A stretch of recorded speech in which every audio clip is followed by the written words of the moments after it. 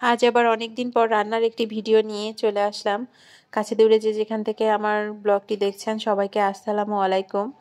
ফারু বাবা রাতে অফিস থেকে বাসায় ফেরার সময় ফোন দিয়ে বলল যে কোয়েল পাখি কিনেছি, তুমি বাসায় আসলে ফ্রাই করবা। তো আমি বললাম যে ঠিক আছে নিয়ে আসো। এখন আসলে বাচ্চা নিয়ে সব কাজ করা পসিবল হয় না, সেজন্য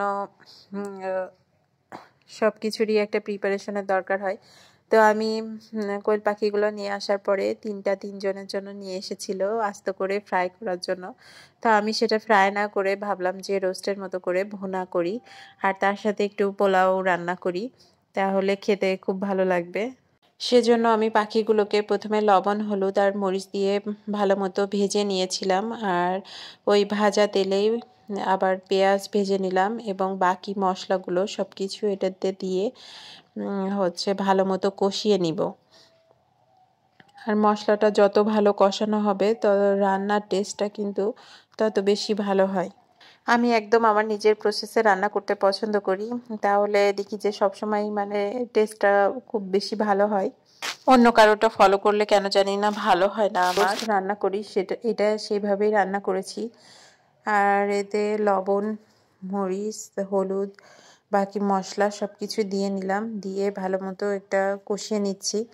আর মশলাটা যখন কষিয়ে তেল উঠে যাবে তখনই আমি কোয়েল পাখিটা দিয়ে দিব। এখন মশলাটা আমার ভালো মতো কষানো হয়ে গিয়েছে। তো এখন আমি ভেজে রাখা কোয়েল পাখিগুলো এতে দিয়ে দিব।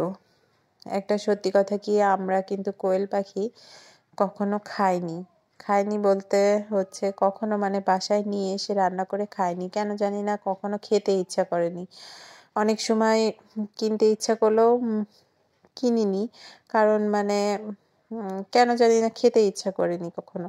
তো আজকে হঠাৎ করে ফারুর বাবারও খেতে ইচ্ছা করছে, আর সে আমারে ফোন দিয়ে বলল যে নিয়ে আসবো। তো আমি আর না করিনি, আমি বললাম ঠিক আছে নিয়ে আসো, ফ্রাই করবো নে।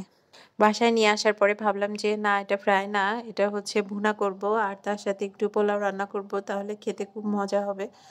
তার সেই অনুযায়ী কাজ করে ফেললাম। ছোটখাটো আমাদের একটা পিকনিকের মতো হয়ে গেল। আমরা তিনজন এই বিষয়গুলো খুব উপভোগ করি, আর যখনই এই ধরনের কাজ করি তখনই তিনজনকে সবকিছুতেই সহযোগিতা করি। যেহেতু ছোট বাচ্চা নিয়ে সবকিছু এখন ইচ্ছা করলেও করা সম্ভব নয়, বারবার রান্না করা আসলে কষ্ট হয়ে যায়। যদিও আমি দুপুরবেলা সবই রান্না করেছিলাম, তারপর রাতে ভাতও রান্না করে ফেলেছিলাম, তারপরও আরেকবার করে রান্না করলাম যে আজকেরগুলো কালকে খাওয়া যাবে। তো কার কেমন লাগলো ভিডিওটি অবশ্যই কমেন্টে জানাবেন।